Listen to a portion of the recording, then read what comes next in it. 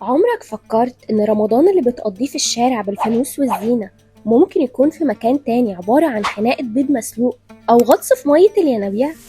فإحنا النهاردة في سطر حضارة قررنا نسيب المألوف ونروح لبلاد بعيدة، وعشان إحنا في النص التاني من الشهر الكريم والوقت بيسرقنا، قلنا نشوف إزاي كل شعب بيترجم فرحته بالشهر ده بطريقة تفاجئك وتبهرك في نفس الوقت.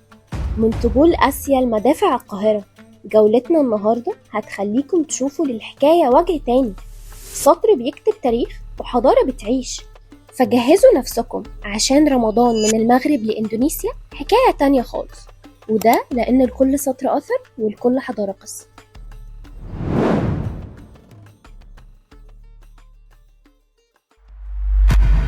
بداية الرحلة هتكون من قارة آسيا، وتحديدا من بلد فيها عدد مسلمين مهول وهي إندونيسيا. هناك رمضان مش مجرد عبادة، ده حالة تانية خالص. قبل الشهر بيوم الناس كلها بتتجمع عند الأنهار والمنابع المائية والينابيع المقدسة عشان طقس اسمه البادوسان. الكلمة دي جاية من لغة جاوا، اللغة المحلية لسكان جزيرة جاوا، ومعناها الاستحمام. العادة دي موجودة من أيام الممالك الإسلامية في القرن الستاشر، والناس بتعتبر إن الغطس في المية دي رمز لتطهير الجسم والروح من أي ذنوب قبل ما يبدأوا الصيام بنفس صافية. وأول ما الهلال يثبت مش بس مآذن المساجد اللي بتنور، لأ، دي الطبول العملاقة اللي اسمها البدوق بتملى الشوارع. الطبول دي خشبية وضخمة جدا، واتسمت كده تقليدا لصوتها الرزين دق دق. زمان قبل الميكروفونات كانت هي الوسيلة الوحيدة عشان يبلغوا القرى البعيدة عنهم بميعاد الإفطار والسحور، ودلوقتي بقت رمز للفرحة ولم الشمل. ومن إندونيسيا نطير لباكستان، وتحديدا مدينة بيشاور، مدينة تاريخية عريقة جنب حدود أفغانستان. هناك رمضان ليه معركة خاصة اسمها معركة البيض المسلوق. الموضوع ده ما بيحصلش أول يوم بس، لأ، ده طقس يومي طول الشهر بعد صلاة التراويح. الرجالة بيتجمعوا في المقاهي والشوارع، وكل واحد معاه بيضة مسلوقة متلونة، وتبدأ المنافسة إنك تخبط بيضتك في بيضة اللي قدامك، واللي بيضته تتكسر بيخسر ويخرج، واللي بيضته بتعيش للآخر هو بيبقى الكينج. هتقولي ايه علاقة ده برمضان؟ هقولك إنها طريقتهم في السهر والاحتفال عشان يفضلوا مصحصحين لحد ميعاد السحور من غير ما يغلبوا من النوم، وبقت جزء من بهجة الليل عندهم. ودلوقتي جه الوقت اللي ننزل فيه القارة السمراء، قارة إفريقيا، ونبدأ طبعا من مصر، أصل البهجة ومصنع التقارير الرمضانية اللي العالم كله بيتعلم منها إزاي يفرح. القاهرة مش بس زينة وفوانيس، دي حكايات محفورة في التاريخ. قصة مدفع الإفطار مثلا ما كانتش خطة حكومية، دي كانت هبدة بصدفة عبقرية. الكلام ده كان سنة 1439 في عهد السلطان المملوكي خشقدم، وده سلطان ألباني الأصل حكم مصر في العصر المملوكي. السلطان كان بيجرب مدفع جديد لسه واصل ليه هدية، وأول قذيفة اتضربت كانت وقت المغرب بالظبط. أهل القاهرة افتكروا إن السلطان بيدلعهم وبيخترع طريقة جديدة يعرفهم بيها وقت الأكل، ونزلوا شكروه قدام القلعة. مراته بقى الحاج فاطمة عجبها الموقف جدا، وأقنعت السلطان يحول الصدفة دي لعادة، وعشان كده المدفع اتسمى لفترة طويلة مدفع الحاجة فاطمة، وبعد كده اتحول لمدفع الإفطار اللي لف العالم وبقى طقس أساسي في كل الدول العربية مش بس مصر. ومن مصر لجارتنا السودان، وهناك الكرم طبع مش مجرد كلام. عندهم عادة اسمها البرش أو الإفطار الجماعي، مفيش بيت بيفطر لوحده وبابه مقفول، دي تعتبر عيبة كبيرة في حق الراجل السوداني. كل البيوت بلا استثناء بتخرج تفرش في الشارع قدام مداخل البيوت، وأي حد معدي سواء غني أو فقير، مسافر أو غريب، لازم يقعد ياكل بالعافية بكلمة اتفضل يا زول.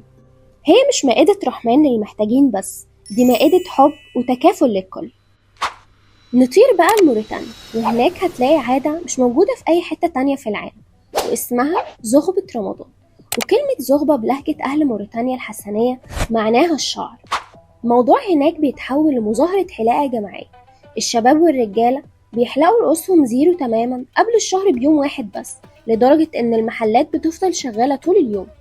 طب ليه بقى التعب ده كله؟